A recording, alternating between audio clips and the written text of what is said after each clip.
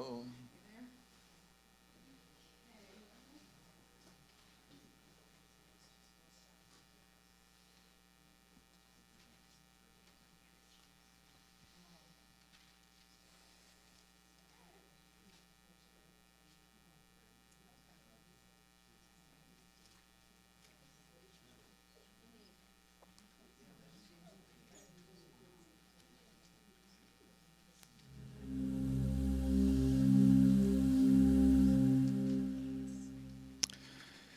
Good evening, ladies and gentlemen. Welcome to the national headquarters of the Theosophical Society in America. It is lovely to see so many people. If I may ask, how many are here for the first time? A few. You're most welcome. And of course, everybody's also welcome. My name is John Chianchosi. I'm the Director of Public Programs. And at this time, I do ask that you silence your cell phones and other noise-making electronic devices. This evening's presentation is being streamed live, and so we welcome our friends watching through the internet. The Theosophical Society promotes study, meditation, and service. We encourage open-minded inquiry into the world religions, philosophy, science, and the arts. And we have a deep respect for the unity of all life. Our goal is to help people explore the spiritual path so as to arrive at a deeper understanding regarding the wisdom of the ages. Furthermore, we feel that this wisdom is not limited to any one tradition, and thus we offer programs from all the traditions. I do invite you to pick up one of our program catalogs in which you'll find all the programs being offered during the coming 3 months. These programs are also listed on our website. Please visit it. Scroll down on the programs and you'll find the same list of programs, and there you can register for those that are of special interest to you. The Theosophical Society is a membership organization, and we are always happy to welcome new members and renewing members. There are advantages to being a member. One of them is that you can attend all the Thursday evening lectures free of charge, and also receive a considerable discount for many of the other workshops and programs that we offer here. However, what we do offer here, including our resources, our campus, our library and bookshop, is open to the public at large, and everyone is always welcome. Please come often. This evening, I'm very happy to continue in what has become a tradition for us at the start of the new year, that we invite Dave Gunning, who is a very good friend of the Theosophical Society, to come and give the first lecture of the year for us. And he has been kind enough to do this for a number of years now. Dave is an astrological consultant, teacher, and lecturer. His readings, classroom teachings, and lectures have always emphasized the importance of the person's interconnectedness to the spiritual self. Dave is a contributor to Dell Horoscope and the Mountain Astrologer magazines. And as is a tradition, we always invite Dave to give a lecture looking to what we can expect in this coming year. And tonight, most appropriately, he's going to speak on an astrological outlook for 2020, the economic, political, and geological challenges for the United States. Ladies and gentlemen, please welcome Dave Gunning.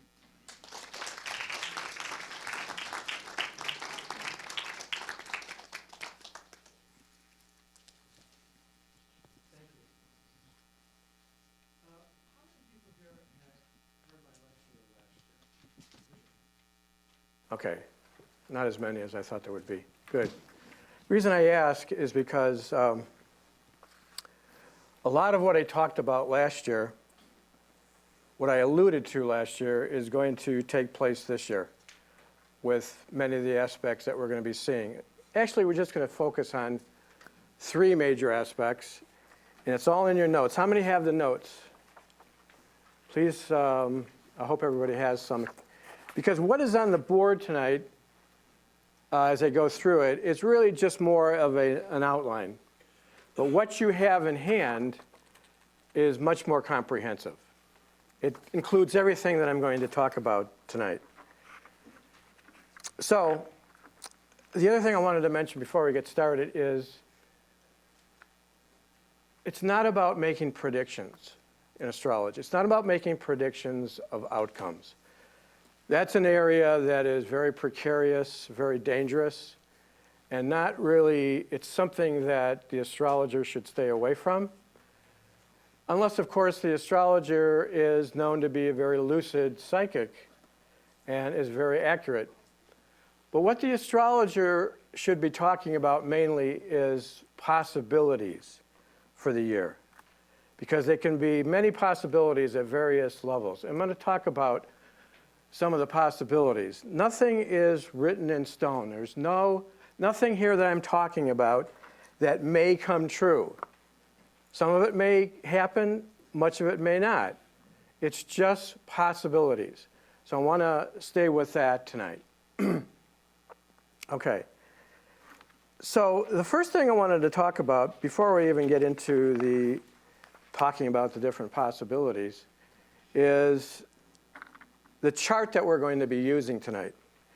And let me just talk a little bit about this gentleman right here, Ebenezer Sibly. And do you have that on your notes or not? There should be a page on mundane astrology, and it starts at the top. Okay, but you can follow along on the board too. Ebenezer Sibly's chart is the one chart that is probably used more often than any other chart in astrology. There's several charts. Getting the right time for the chart in the United States has been absolutely horrifying because we just don't know. We just don't know the exact time for the time of the birth of the nation. But the one chart that's most commonly used is the one by Ebenezer Sibly. It's probably the most popular one that's used, probably the most comprehensive as well. But there's other charts, so we'll look at the Gemini rising chart a little bit too tonight, show you the differences. But Ebenezer Sibly was an English physician, astrologer, writer on the occult. It's all up there on the board. Son of a mechanic born in Bristol, 1751. He devoted himself to medicine, astrology, and he studied surgery in London. In 1785, he was working as an astrologer in Bristol. And by about 1788, he moved to London. On April 20th, 1792, he graduated from King's College in Aberdeen. In 1794, he was living in Portsmouth and became a Freemason there. As a student of medicine, he was interested in the theories on animal magnetism by Anton Mesmer, which, by the way, Anton Mesmer was the forerunner of hypnotism. So there's a strong connection between hypnosis and mesmerism. He joined Mesmer's harmonic philosophical school around that time. He later became interested in theosophy. For those of you who are theosophists, I think you might find it interesting that this gentleman was in later years a theosophist himself, became a theosophist, studied theosophy, and worked with it. The Sibly natal chart cast for the United States of America was published in 1787, which is interesting. That's the same year that the Constitution was written for the United States. But this is the most widely used chart today, and we'll get to it in a minute. But I wanted to talk a little bit about what mundane astrology is all about. Mundane astrology is basically looking at the chart of countries. Okay? It's really not about anything other than that, basically. Mundane astrology is the calculation and interpretation of a national birth chart based on the analysis of astrological effects when that nation comes into being. The effects are delineated, and most often, the effects that are delineated are most often political, economic, and cultural in nature, although tonight I'm going to talk a little bit about the geological as well. A national chart comes into being or is birthed when a body of men and women write a constitution of laws which is agreed upon by all of its members. Generally speaking, when all or most of the representatives of that document writes his or her name to that manuscript, the government is officially ratified. But in some cases, like the United States, its horoscope was birthed when most of the delegates from the original 13 colonies signed the Declaration of Independence. Now, the birth of this nation is more about the declaration, declaring ourselves independent from England, not so much about setting up the laws, which is the Constitution. In our case, it's more about the declaration. This declaration, though not an official constitution of laws, was signed on July 4th, 1776, announcing the colony's separation from English rule. There's been a lot of controversy over the years as to the actual birth chart of the USA. The Sibly chart horoscope cast for the United States of America was published in 1787 and is still used widely today.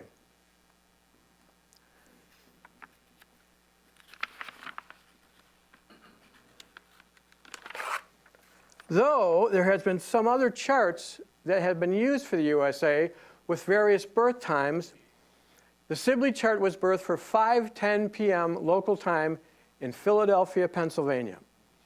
Most astrologers agree that the 5:10 p.m. on July 4th, 1776 was the approximate moment when most of the delegates signed the document making it official. In spite of this, some of the other delegates scattered about the colonies signed the declaration days and even weeks after July 4th. You got to remember, they didn't have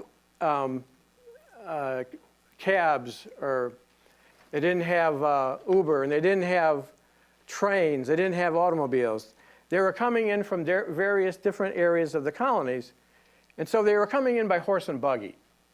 And so they didn't all get there. They were supposed to all get there on July 4th, 1776, but they couldn't. So many of them signed the declaration days and even weeks after July 4th, which is very interesting. I always thought they were all there signing, but no, they weren't. Now, before we get into tonight's actual body of what I want to talk about, do you have that sheet that talks about the different rulerships for mundane astrology, the planets? Do you have that?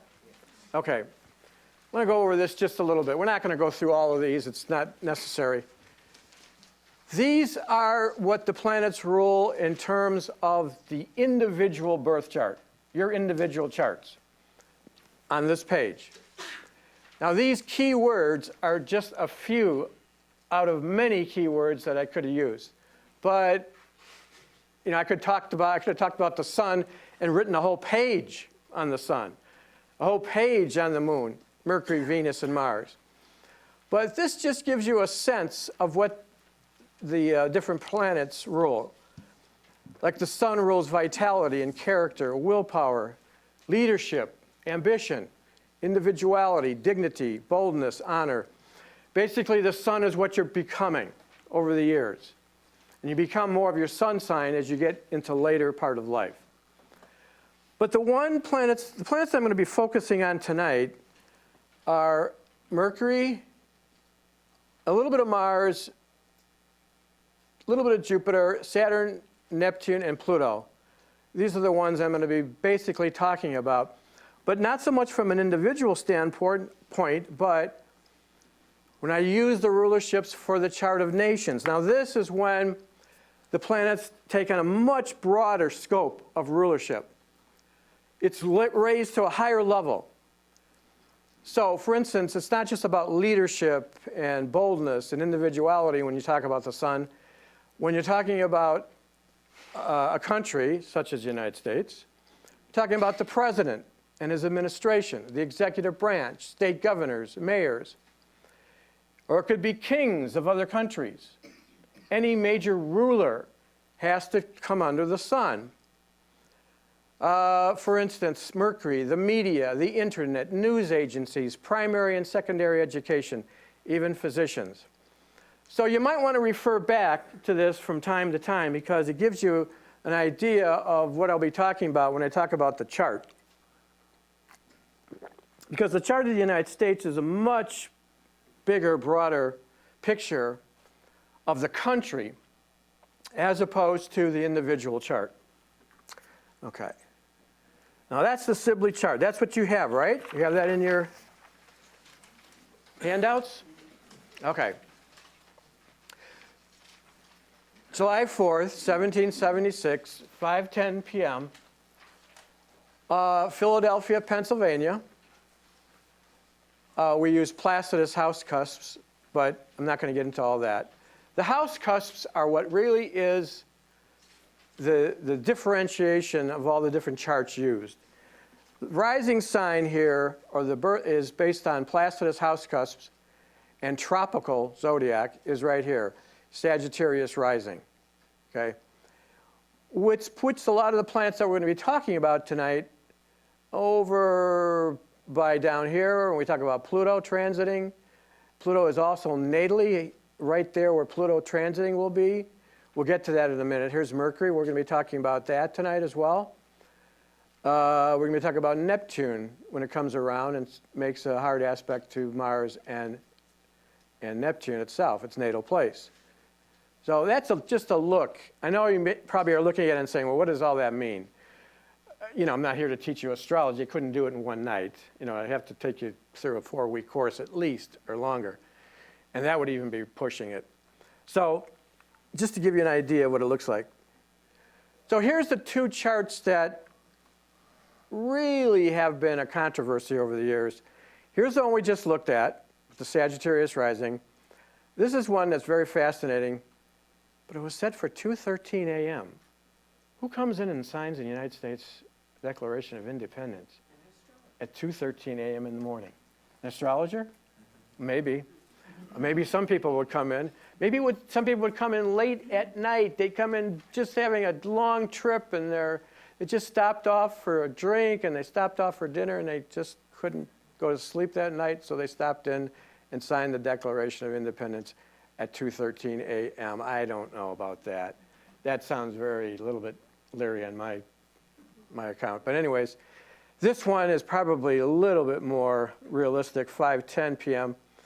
But this is interesting because it puts Uranus right at the ascendant, and Uranus has to do with astronomy and astrology and space travel and all things electronic, which the United States is big into. We're the forerunners in all those areas. So this kind of fits to some extent. The Uranus on the rising sign. It's right there at 8 degrees. See, the rising's at 7, puts Uranus right there. I thought, wow, this really fits. But we don't really know. We don't really know the time. So we're going to go with this chart. But this chart is interesting, too, because it puts all these planets in the second house. The second house has to do with money, income, has to do with the economy of the United States. And boy, we have a strong economy with Venus and Jupiter conjunct Cancer and the sun there as well. So that kind of fits too. I mean, there were so many things in this chart that made it sound like it fit. But all the other people were pulling me saying, no, Dave, you're wrong. It's the Sibly chart. We're going to use this. So we'll use this tonight. I don't think it matters so much the houses. It matters about the planets and the planets transiting to the natal chart. That's what really counts. That's the most important thing. So this is the chart that we're going to be looking at tonight. Now, the middle chart here is the Sibly chart. That's the birth chart. And here's its house cusp, Sagittarius, Capricorn, Aquarius, so on, around the chart. These planets out here on this wheel is where the planets are for January 12th, 2020, which is just 3 days away. This is really in effect right now. This is powerful. And so I'm not going to show you different charts showing you down the road because that would just be very confusing. We're just going to stick with this one set of charts. So what we're going to look at tonight are basically three things. Saturn and Pluto conjunct at 22 degrees Capricorn, and a bunch of other planets in Capricorn, Jupiter in Capricorn, Sun in Capricorn. There's Pluto and Saturn exact on that day. Mercury in Capricorn. Mars in Sagittarius is going to join them soon after. We have a lot of planets in Capricorn. We're going to talk about that and focus on the Saturn-Pluto tonight. We're also going to focus on, look, Pluto is right opposite the natal chart's Mercury at 24 degrees. We're going to look at that tonight as well. We're also going to look at the third and most,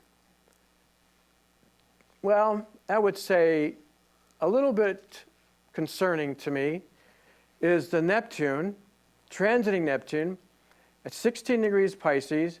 It's going to be opposing its natal self, its natal placement at birth, from birth. Neptune up here in the 9th house. And then also making a square to Mars at, right here, at, what degree is that? 21 degrees Gemini. Forming what we call in astrology a T-square. That's difficult. So tonight I'm not going to be presenting a pretty picture of a nice box wrapped in a nice pretty bow, but a box tied in a very just difficult knot that we are going to go through this year. So it's going to be quite challenging for the country, for all of us with this particular chart. People out there might be saying, well, Dave, don't you have anything good to say about what's coming up? Well, with every major aspect, even if it's a hard aspect, like the Saturn-Pluto, there's always a silver lining from that. And even with Neptune scoring Mars and Neptune opposing Neptune, there's a silver lining. Even the Pluto opposite Mercury, there's always some silver lining with hard aspects. So we'll talk about that. I'm not going to be standing up here being Davy Downer and being negative. I'm going to talk about this from both sides of the, well, looking at it both from positive and somewhat difficult, challenging. Okay, so let's get started. First one, and these dates, they're on the sheet, right? If you look at this at the top of your sheet, gives you the dates for this particular aspect that we're looking at, which is the Saturn-Pluto, my God, in 3 days. Now, every planet, or not every planet, but half the planets in astrology are in Capricorn. And soon Mars, as I said, is going to join them in Capricorn. That's a lot of Capricorn. How many Capricorns there? Okay. Are you feeling somewhat of a heaviness in your life right now? Yeah. Okay. I was meditating on it today too. I'm like, I feel so weighed down and like foggy. I thought it was a full moon. Does it feel a little oppressive right now for you in some ways? Oops. Some ways, yeah. Anybody else feel that?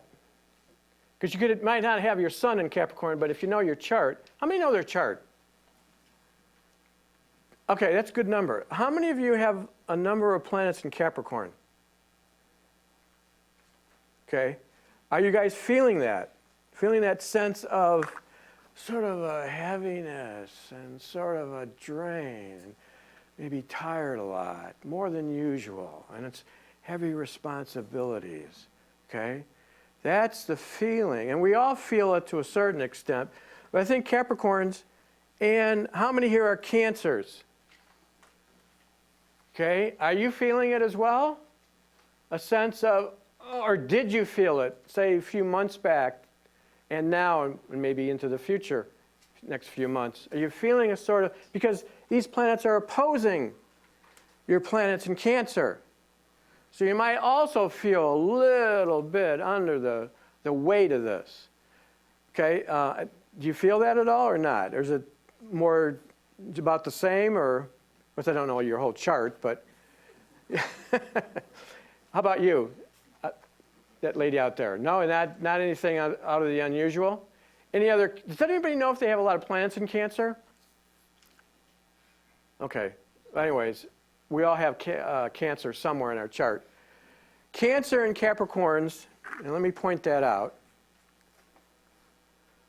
Right there is a sign of Capricorn, right there, second house in this chart. And look at all that's going on in Capricorn right now. And all up here is in Cancer. So you're over here, yes, 7th and 8th house, Cancer. So it's always the sign that the planet is in and the opposite sign of that planet. So it's Capricorn, Cancer. That duality is feeling this more than others. To some extent, Aries. How many Aries here tonight? How many Librans? Okay. God, I got a lot of fixed and mutable signs here. How many are in mutable signs? Pisces, Virgo, Gemini. God, look at them all. How many fixed signs? Aquarius, Scorpio, Leo. Okay. So probably have more fixed and mutable than we do cardinal. Okay, that's all right. But you're going to feel it somewhere in your chart, if you know your chart.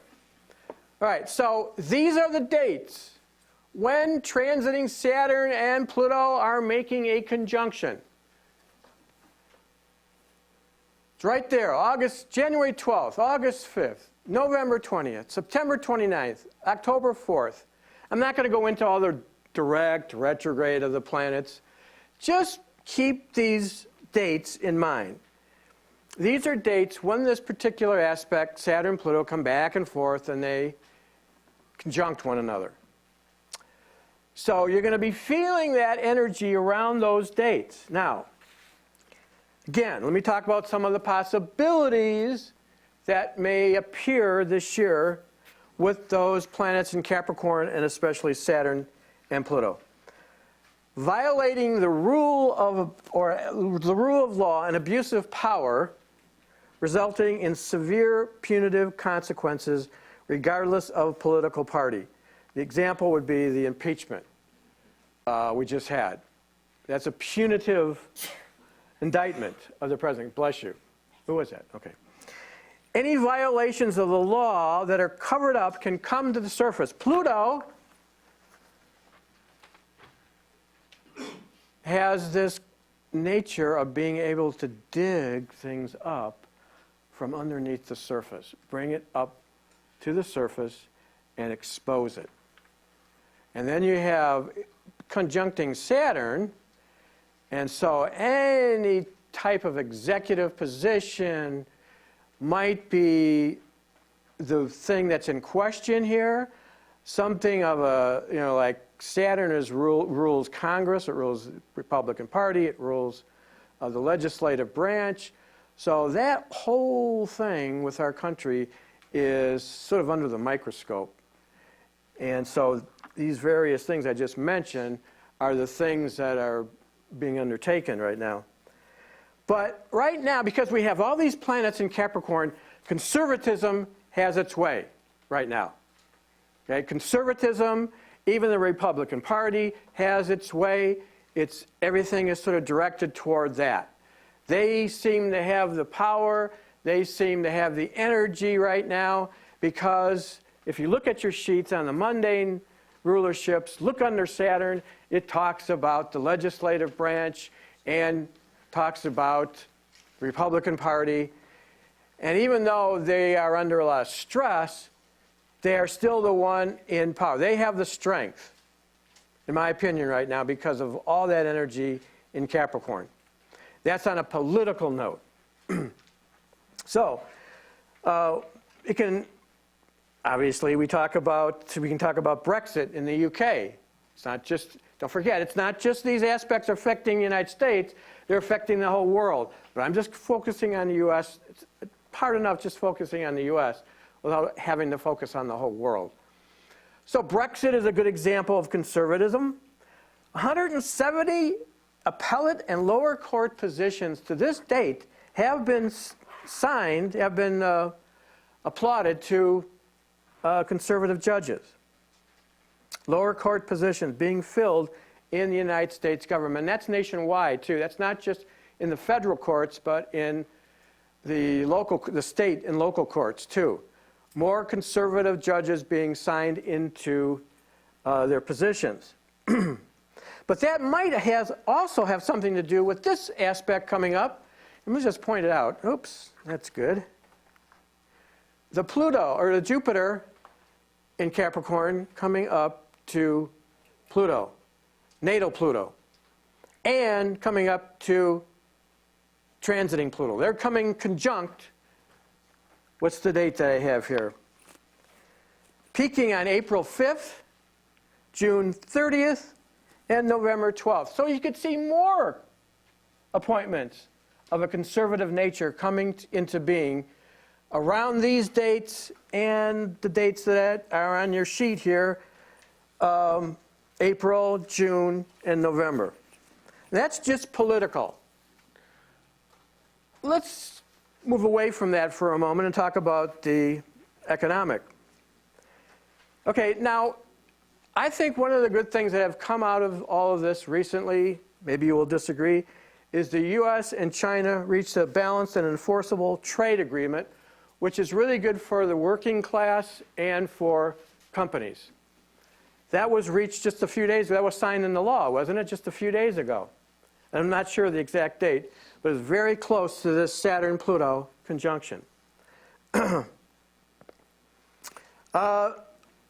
about the trend of the economy this year? Well, with all these planets in Capricorn, it tends to slow things down in terms of the economy. It doesn't mean that it tanks into a recession. I don't believe that that's really going to happen. If it does happen, it might be toward the very end of this year and into 2021, but that's probably not the case. It's probably just going to slow down, and there'll be less spending. Manufacturing will slow down, probably. And the gross domestic product will go from just around 2.2% right now. It might go down to around 2.0 later in the year. So that's just a small decline, not big. So I don't think there's a real problem with the economy looking forward. I haven't looked into 2021. I'm just looking at 2020. But the economy looks like it's going to be okay. It's strong right now, as we know. There's an unemployment rate of 3.5%, which is very good. And like I said, the GDP is expected to go maybe down just slightly, but not much to really cause any real serious problems. Not enough really to... The unemployment rate may go up just a little bit over the next year or two, but not very much, okay? But the thing about Capricorn is you have to understand is that with all these planets in Capricorn, it just tends to make things go more slower, but a steady pace. Now, they can go slowly up or slowly down, maybe back and forth a bit, but not really just like suddenly sink and dive or suddenly go up. So it's a slow kind of going up and down. Let's talk about the Saturn-Pluto in relationship to the geographical. I think some people may be interested in this or concerned maybe about this. Let's see if I can move this forward a little bit. Okay, there it is. There are some of the things. This is the general outline, but the more detailed, is, like I say, is on your sheets. Possibly even a recession, as I mentioned, but I'm doubting that now. Higher interest rates, maybe. Manufacturing slowing down, maybe, causing unemployment to go up. If it does, just a little bit. Again, these are all just possibilities. I'm not making any predictions. Geological. The possibility of more earthquakes and volcanic eruptions, especially around the Ring of Fire. But we just had one, didn't we, in Costa Rica? Not that long, a few days ago. Okay? And we saw for the first time in a long time, a major earthquake with aftershocks in LA last summer, didn't we? So anything, is anybody familiar with the Ring of Fire, where that goes?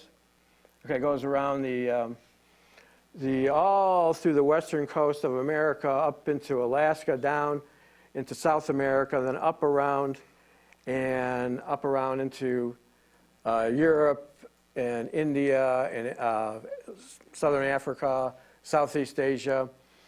The Ring of Fire is the most susceptible area. But I thought something very interesting I saw is that on March 23rd, it's on your sheet here, check it out. Transiting Mars is conjunct transiting Pluto. So let's go back to the chart. This planet right here is in Sag right now, but it's going to go, maybe I could just use the pointer, I don't want to be in the way here. Transiting Mars is in Sag right now, but it's going to go down and it's going to conjunct Pluto, transiting Pluto on March 23rd. At the same time, on that same day, which is very interesting, is Saturn will go out of Capricorn. Saturn right there is going to go into the sign of Aquarius at 0 degrees. And it just popped in my head. Volcanic eruption? Maybe. Don't know. Possibly. Don't forget, Aquarius is just Saturn and Pluto in Capricorn has to do with the underworld. Okay? Capricorn rules mountain ranges, tectonic plates, and Pluto is everything underneath the surface. Right? They're conjunct, Saturn and Pluto. But then Saturn slips out into Aquarius, and Aquarius is sort of like everything happens in a very sudden sort of way. All of a sudden, an impact, possibly an earthquake, possibly a volcanic eruption. Will it happen? Probably not. But I'm just looking at it and saying that that's another possibility. As long as we have Saturn and Pluto conjunct, for as long as it's going to be through the year, these dates, there's always going to be the possibility of that happening. Because of the Saturn, Pluto ruling the underworld, Saturn has to do with stress. An earthquake is stress when tectonic plates rub up against one another and create stress underneath the surface of the earth and causes earthquakes and in some cases volcanic eruption. So there could be more volcanic eruptions and earthquakes coming up this year, just based on Saturn, Pluto, and even Saturn going into Aquarius, the same day that Mars conjuncts Pluto. Does that make sense? Is everybody following that? Okay. Just keep the dates in mind if you don't. That's the main thing here. All right. Let's talk a little bit about the fact that there are, and this is what really I find really interesting.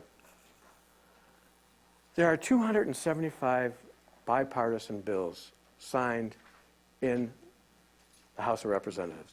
Bipartisan, both parties. And they are sitting in the Senate waiting to be signed. Okay? They're sitting there. Nothing's happening. Saturn, Pluto, here's the double-edged sword. Saturn and Pluto together in Capricorn can create, it forges structures. It brings about things over a long period of time because Saturn has to do with longevity and chronic and things that happen over a long extended period of time that's lasting. And Pluto has to do with intense, getting to the bottom of things and reaching into the surface of our being and into the core of the government and creating these bills which are waiting to be signed. Infrastructure, lowering prescription drug prices, clean energy, improved health care, gun laws, improved background checks, raising the minimum wage, protection for women's sexual rights, limiting the usage of opioid drugs, and those are just a few. These are bills that are already signed in the House and are waiting to be signed and tweaked in the Senate and signed into law. That can happen under Saturn-Pluto. But the other side of the story is they can also be blocked. Saturn has to do with blockage. Saturn-Pluto, one good example of Saturn-Pluto conjunct in Capricorn is the wall at the southern border between Mexico and the United States. That's a perfect example of Saturn-Pluto. And you can see the controversy over that right now. So, because Saturn has to do with barriers between nations or between countries, walls being built, okay? And it's in the sign of Capricorn. Saturn is in its own sign. Saturn is in its most comfortable being in the sign that it rules, Capricorn.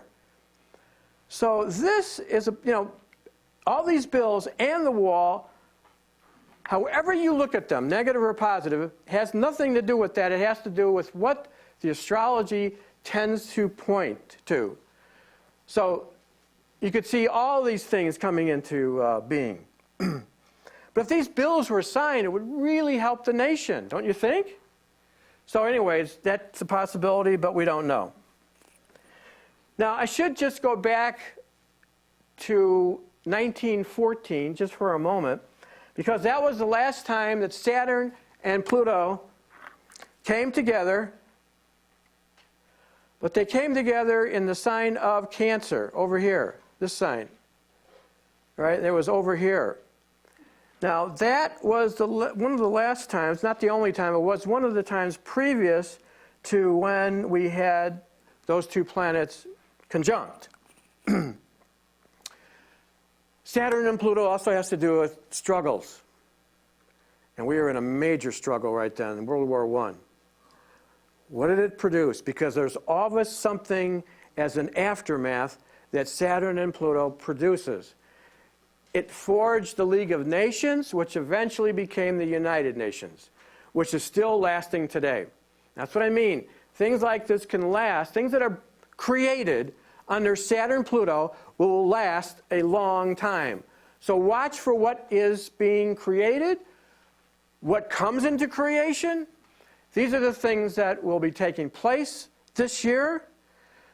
And so I talked about some of the possibilities. There may be a lot more. Maybe you know of some things, and that's fine. All right, let's turn away from Saturn, Pluto, and the planets in Capricorn. Let's talk a little bit about this guy right here, Pluto in Capricorn. But he is going to be opposing the United States chart's Mercury. Why is that significant? Because we have a lot of planets making aspects to the chart of the United States.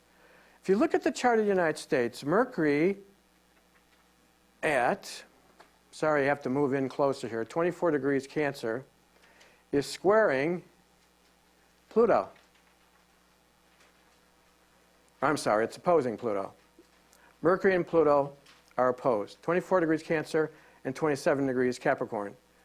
So now Saturn comes on down here, and it's coming up. It's going to oppose Mercury and eventually conjunct its natal place, Pluto. Last time Pluto was in Capricorn was during the Revolutionary War. So now it's opposing Mercury. Pluto opposing Mercury. Dates to watch. Let's turn to the next one.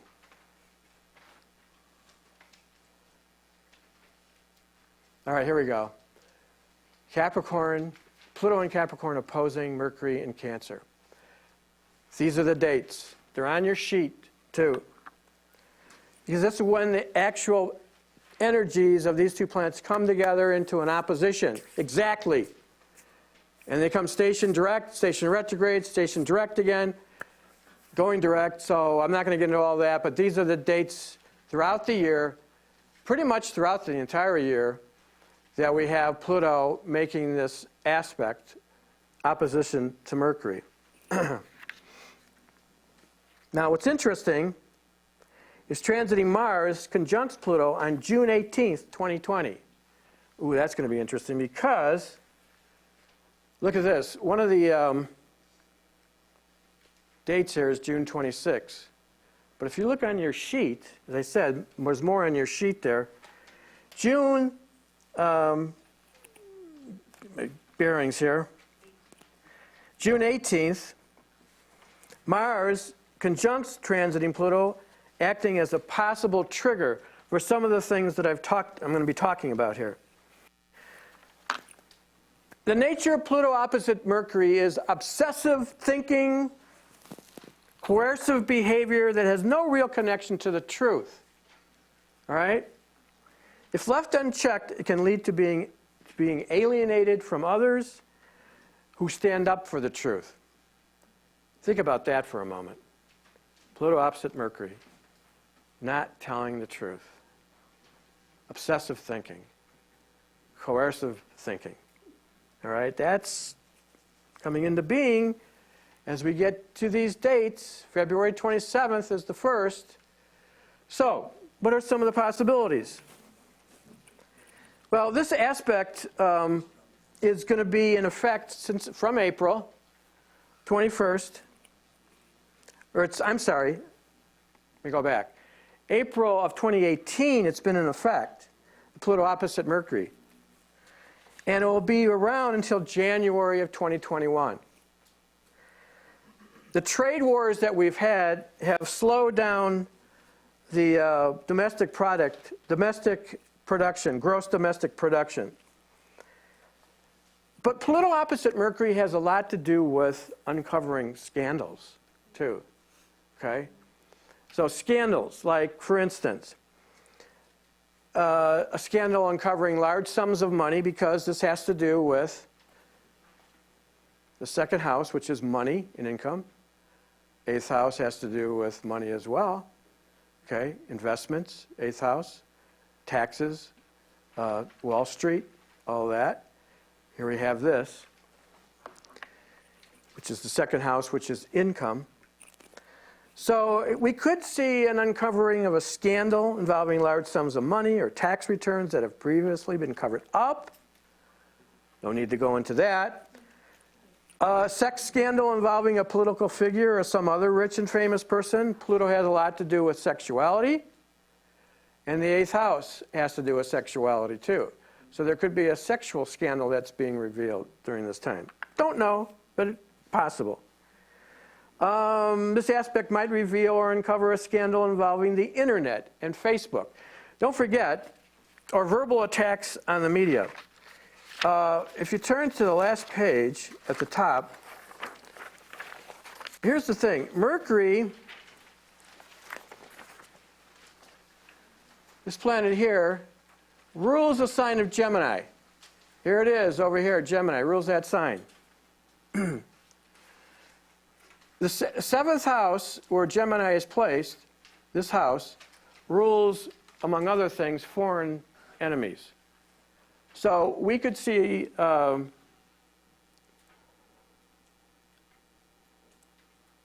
enemies, and not just foreign enemies, but foreign foes or foreign friends too.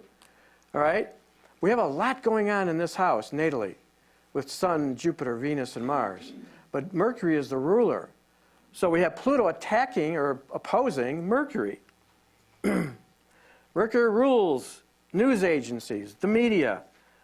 The second, eighth house represent the economy, Wall Street, and taxes. So this makes sense that we could see attacks on the media, the internet, news agencies, because it rules the seventh house.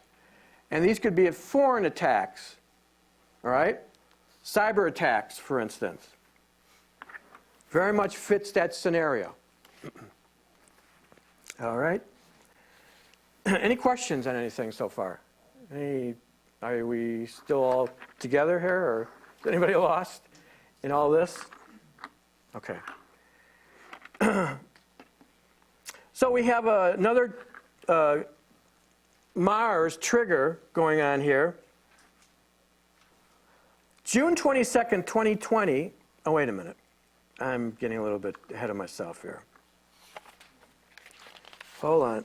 Just check something real quick.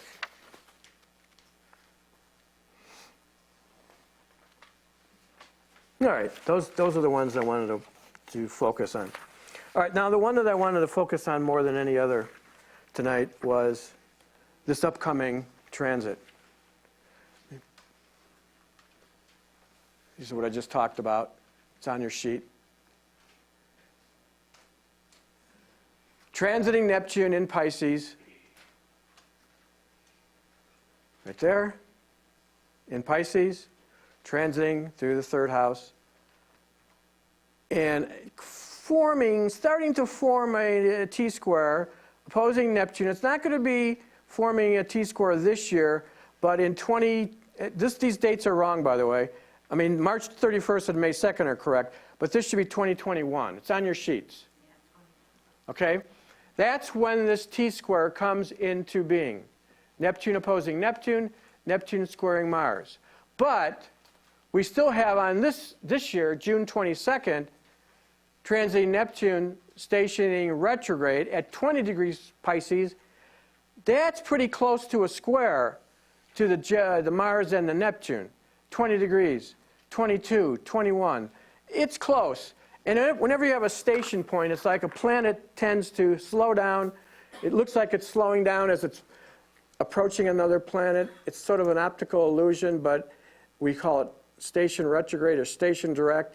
And it looks like the other planets that it's approaching are moving backwards. Okay? Or that Neptune looks like it's going backwards as other planets pass it. So I'm not going to explain all that right now, but the station point, SR, station retrograde, is at 20 degrees Pisces. Very, very strong aspect. So that's coming into being this year. Now, why again do we talk about that one? Because we have in the chart of the United States Mars squaring Neptune. Again, you don't really want to focus on aspects like Jupiter conjunct Pluto, for instance, which is coming up this year too. Let's talk about this for a moment. Jupiter's going to come up and it's conjunct Pluto. But we don't have Jupiter-Pluto aspects natally. So that's not going to be as strong. It'll be felt. Something may happen when Jupiter conjuncts Pluto, but it's not in the natal chart. We have Pluto at 22 Capricorn. We have Jupiter over here at, 5 degrees Cancer. They're not really in any aspect here. But as we looked at the Pluto-Mercury, that's in the natal chart, and Pluto's conjuncting that, or opposing that right now. And it'll be conjuncting its natal place in a couple of years. And now we have Neptune and Mars square in the natal chart, and that's being focused by the fact that Neptune, which is one of the planets in this square, is now coming around, opposing its natal place, and squaring Mars. That's significant. That's significant. What does the Mars square Neptune mean in the natal chart? It could mean a number of things, but the thing that I looked at most of all and studied most of all, which really seems to make sense, is the Mars-Neptune square is a signature of wars that we have fought over the years that are either unwinnable, untenable, dubious wars. If you think about wars that either ended in sort of a stalemate or, like for instance, I go through these. Korean War. Never was really won one way or the other. It was settled at the, whatever, I can't remember the parallel, became North and South Korea. Not really, nobody really won that war. There was never really a decisive outcome. And then we had the war in Vietnam, which we lost, okay? The South Vietnamese were overtaken by the North Vietnamese eventually, the Iraq War. Well, they told us that we were fighting because there was weapons of mass destruction, which they never found. Again, these are all Neptune kind of things. Things that are kind of shady, hidden away, kind of cloudy, kind of dubious, kind of like not very clear. Things are not clear when Neptune is in hard aspects. And so we had the war in Afghanistan, which has been going on for 18 years now. Going on and on, seemingly unwinnable. So we have all these dubious wars that we've been fighting. Now, not the First World War and Second World War, because those involved other nations that sort of pulled us into a war. It involved other nations. We were attacked by Japan in Second World War. It brought us in. Involved many other nations. We won that war, but because we were all allied together. World War I, the same thing. Pretty much the same scenario. We were pulled into that war with many other nations. So I'm talking about wars that America initiated. Those are the wars that seem to be sort of unwinnable and dubious at the very least. So that's what's going on. So could we have another protracted war, a cyber war? Not just with Russia, but with other nations? Look what's going on between us and Iran right now, okay? Just a few days ago, okay? And I have it written down here. On Friday, January 3rd, 2020, U.S. drones assassinated Iranian General Soleimani. Many experts fear that this could spark a protracted war against Iran. Now, maybe it will, maybe it won't. But I thought it very interesting, though, that these missiles that they shot off didn't really do anything, okay? Thank God. But, you know, it was just sort of they shot them at our air bases, but no one was killed. I don't know how much damage was done. But, again, sort of kind of weird, strange.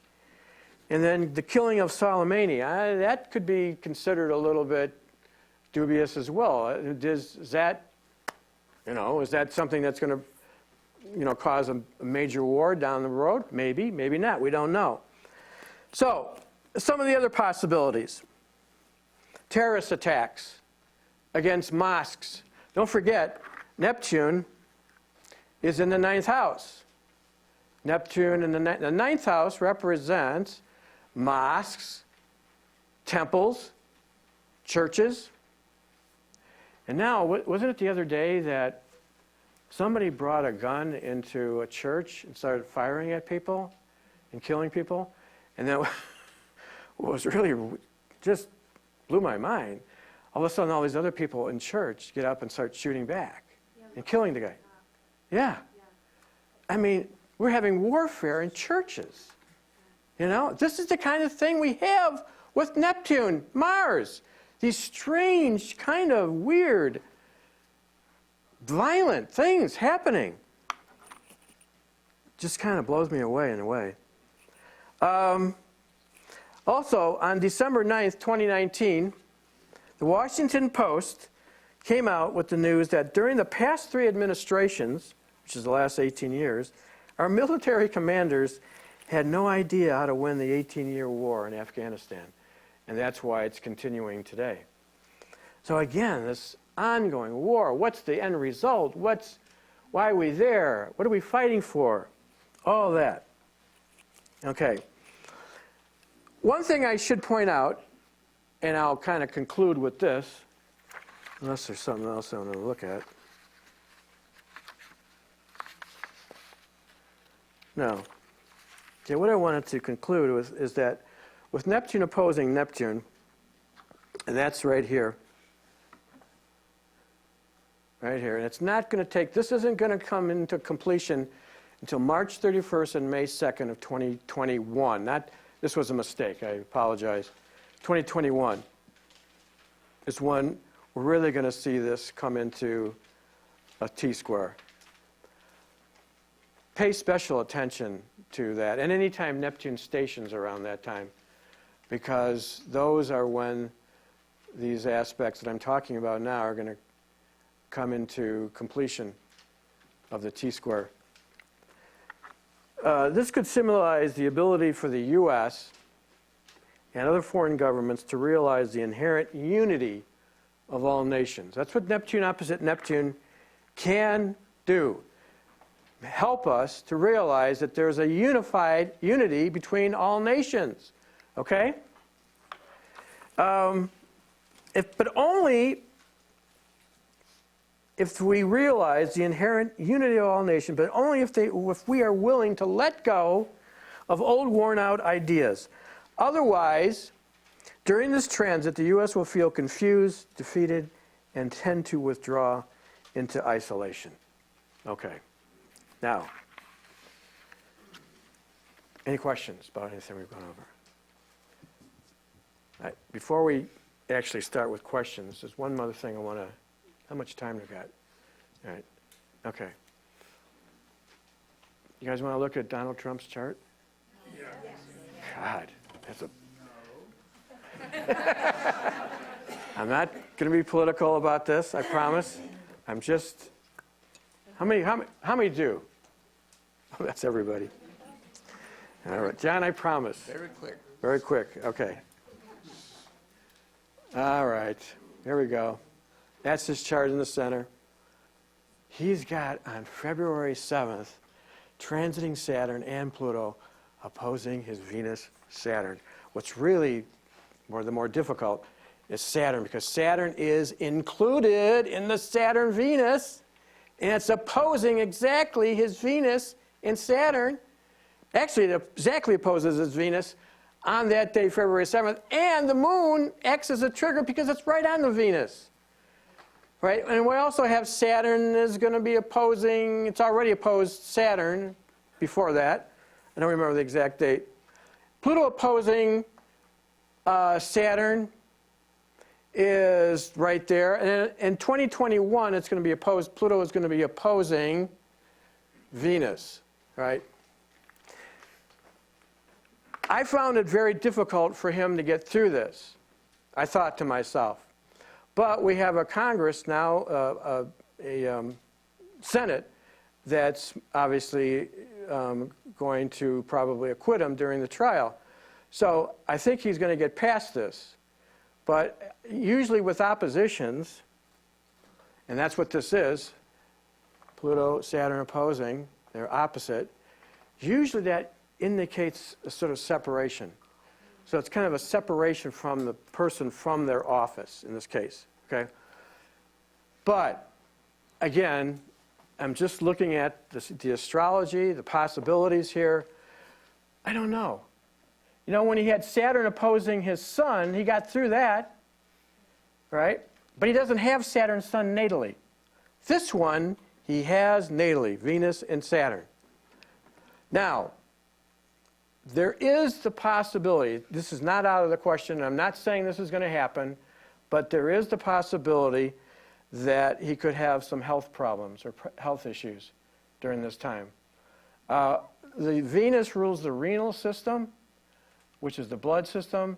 The possibilities here, and I'm not saying this is going to happen, I don't wish this on the president or anybody else for that matter, but there is a possibility when Saturn opposes Venus of deep vein thrombosis or brain aneurysm or stroke. So again, I don't think those things are going to happen. I really don't. But there's that, we can't rule it out as a possibility. And that would certainly separate him from his position. At the very least, it could cause him to be, like crippled or in a wheelchair or something like that. But I don't think that's going to happen. He really has a very strong constitution, I will say that. Will he be impeached? I don't think so. He's been impeached, I'm sorry. But I don't think he'll be acquitted. He won't be removed from office through the impeachment process, I don't think. But I do find it very interesting that these two planets opposing the Venus-Saturn are very, very difficult for anybody. And oppositions usually indicate separation. All right, so with that, was I safe this time? Pretty good. Okay. I have to hold Dave on a slight leash. Yes, He can get very... Yeah, you did. he can get very animated. And So is there any questions? Yes, we do have time for questions, and this is the opportunity. Just raise your hand, I'll bring you the microphone, and you can ask your question. Well, thank you for that. That was very instructive. My question has really nothing to do with your lecture. Okay. I used to use IO astrology software, and my MacBook Pro died. Yeah. What astrology software would you recommend for a PC? Oh, I would strongly recommend Solar Fire, put up by Astrolabe. I use that one. I have not found any other program that meets that, in my opinion. That's a really good one. And Solar Fire Gold is the latest version. But I don't think it's the latest version, but it's one of the later versions, which includes just about everything you could ever want. Yes, in the back.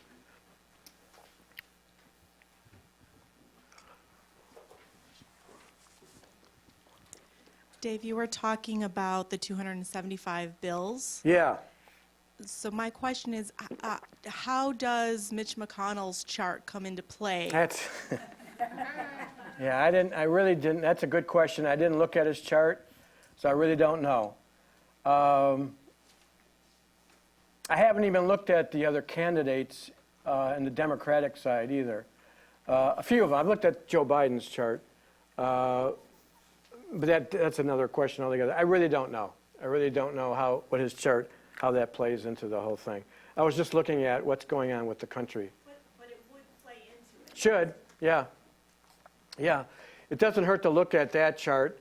Possibly some of the other members of Congress, too. Nancy Pelosi or Chuck Schumer. You know, other charts would be good to look into those charts as well. Any other questions?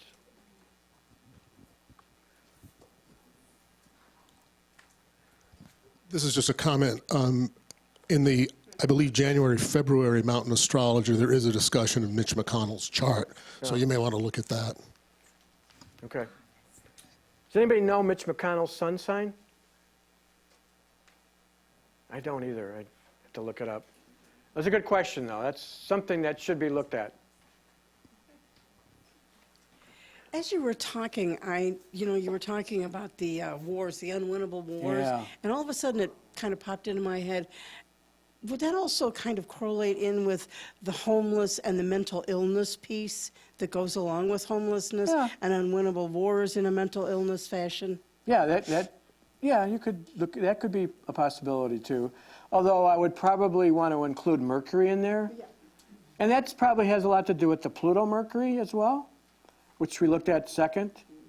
So Pluto-Mercury, but mental illness has a lot to do with Neptune and Pluto, no question. With Mercury, basically.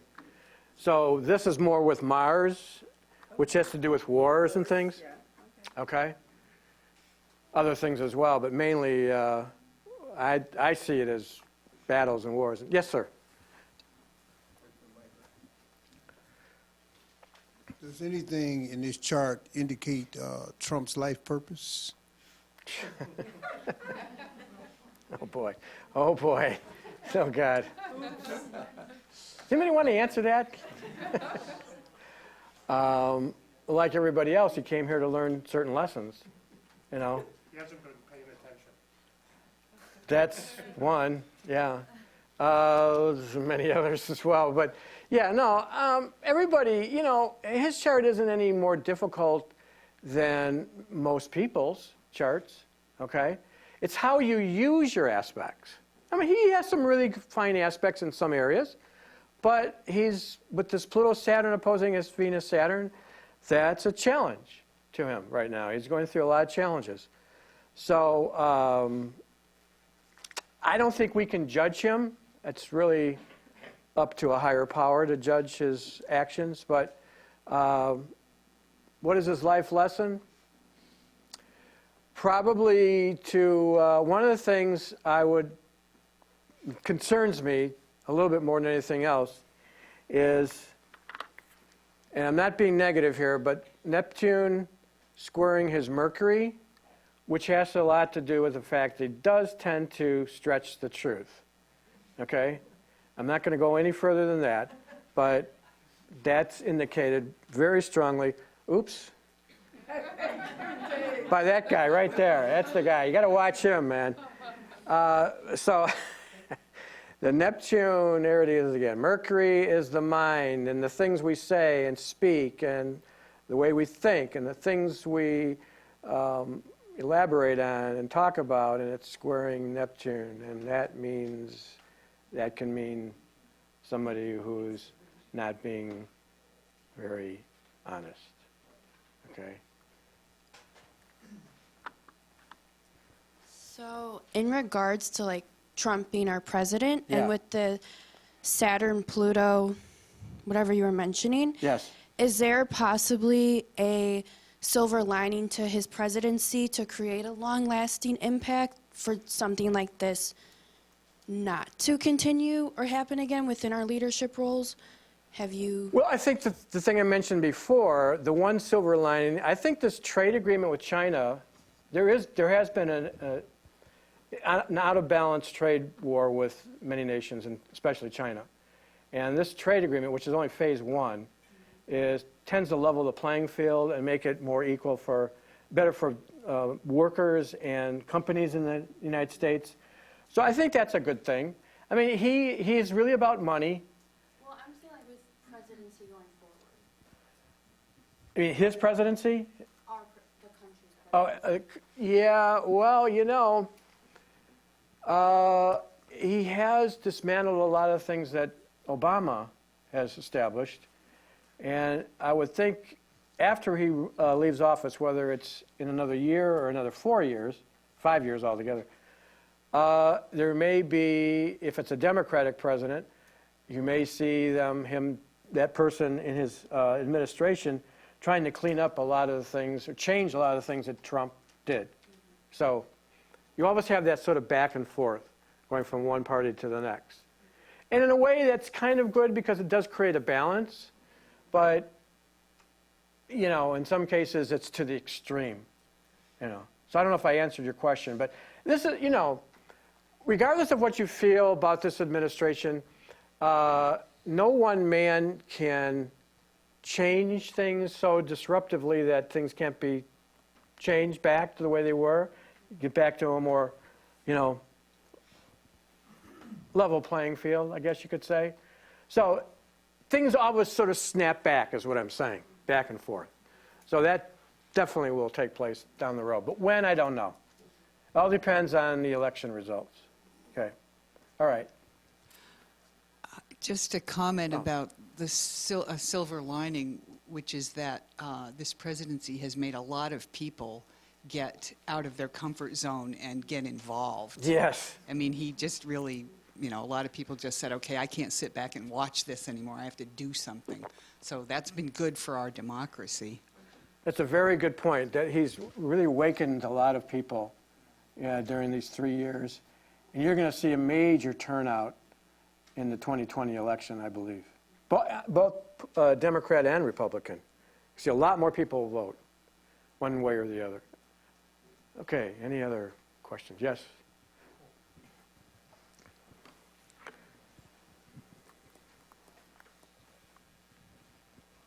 Okay, so this, John, you may weigh in on this one too. As a spiritual community, what advice can you give to us as far as how to navigate through this? Whether to hang on, or what actions can we do to move through this period? I think the lady previous answered that question, to become more politically involved with like for instance, getting out there and voting is very, very important. I mean, that sounds minor, just going out to the poll booths and voting. It is very important, though. A lot of people don't vote. So I think that is big. Or getting more politically involved, campaigning possibly, if you feel strongly about certain issues. Yes, do that. Did you mean more from a political or from an economic sense? Kind of just overriding, here we're the spiritual mindset. Yeah. Largely, so it's kind of thinking about what advice there is. Stay centered in yourself. Stay centered in yourself. That's really, and there are 4 things that I recommend people do during these crisis times. And this is because you asked a question about spirituality. Meditate often. And pray for others, but pray that you overcome your own shortcomings, challenges, which is shown in the chart, by the way, your own individual chart. Try to work on improving yourself, reading and studying about spirituality. That's very important. Books, whatever Deepak Chopra or, the Theosophical Society or the Bible, whatever you follow, read a lot about that and get involved in study groups, okay, where you're all looking at maybe a certain religion or a spiritual point of view, and you come together and you discuss it, right? And doing some kind of spiritual service. For me, it's always been astrology, because I feel that there's, a person knowing about themselves through their chart is an enlightening kind of thing. Whether there's other forms of spiritual service. Whether you do yoga or meditation or teach those things, or are you involved in any of those kind of things? What do you do? I do yoga and I study many different spiritual traditions. Well, then you're right on track with it. You're doing the right thing. And she comes here. Pardon me? And she comes here. And she comes here. Absolutely. She's a member. Oh, there you go. Okay, so you're okay. You're right on your track, right on your path, if you do those things. And I think everybody should do those things. It's hard. It's hard. You get pulled away from those things. The world will pull you away from your center. It's up to us to pull ourselves back to our center. Yes, any other questions? Anybody? I just find that when we're centered, like in this room, there's probably more centered people, but we're around a lot of people that are in like full-on crisis mode over everything that happens. Yep. And that part is sort of, I could use some advice how to navigate that to kind of calm some of those pieces. Exactly. Well, and that's what whenever people come to me with a lot of problems, and I look when they want to come for a reading, and a lot of times it has to do with a Saturn cycle that they're under, difficult planetary cycle. Mainly, not always, but a lot of times it's Saturn, and you help them to try to navigate through that. All I do, I'm a consultant. I'm not a counselor, but I can tell them what they can expect and when, how long it's going to last, and to what intensity it's going to be. And so you help them kind of navigate through that, okay? But if you're teaching yoga or teaching meditation or things like that, you're helping them just probably even more. Okay, those are good things. Do you teach those things too? I do some work. Maybe we shouldn't, Dave, I'm sorry, but it shouldn't be a dialogue just between two people. Okay. You can come up and speak with Dave after the questions, because if there are any other questions. Otherwise, it's almost like we're not involved. Are there any other questions? Well, for a start, thank you so much, Dave. Really.